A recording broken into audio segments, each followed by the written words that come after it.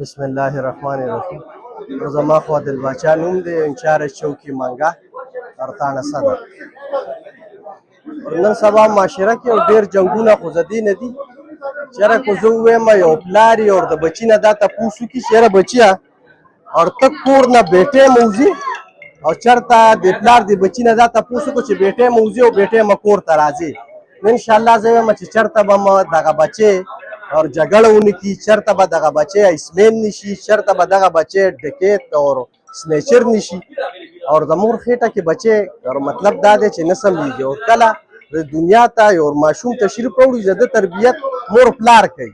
اور دا باسې خبرې چې یاره زه به تربیت په پولیس فورس کې زده کوم، زه به تربیت په سکول کې زده کوم او زه به تربیت په جومات مدرسه کې زده کوم. داسې خبره ده. تربیت د کور نه سټارټ کېږي. کله پلار مضبوط وي اور پلار قابل وي اور مور تکړه وي نو بچې نه خرابېږي. اور د معاشره کې څومره دا جنګ جګړې اور دا بورایاني اور زه خو لومبې دا زدي کلي زدي مشرانو او ډېره شکریه هم ادا کوم چې دا د فضل کلي اور یا ورال درمنګه دا ډېر تکړه خلک دي او دا ډېر پښتانه خلک دي.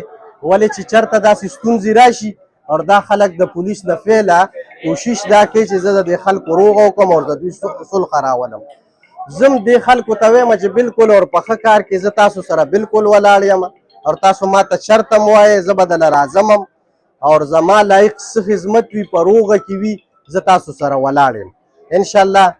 اور دې مشرانو ته زه بیا وایم چې یاره کو داسې څه مسلې راځي بالکل ما ته وایئ، کو هغې کې رپوټ هم شوي زه به بالکل د افسرانو په نوټس کې راولم اور تاسو ته به زه بالکل مقدر کوم روغه صلحې دپاره زه به هم در سره یم. دا یو ښه خبره ده. د پښتون د کلچر او د پښتو معاشرې همدغه رسم رواج دی چې دې کې مړی وشي یا مطلب جنګ جګړه وشي او په دغه رسم رواج ځي چې هغه تر مطلب د جرګې سیسټم وایي اور دغه مشران چې کوم دا کوي نو دا خو خبره ده.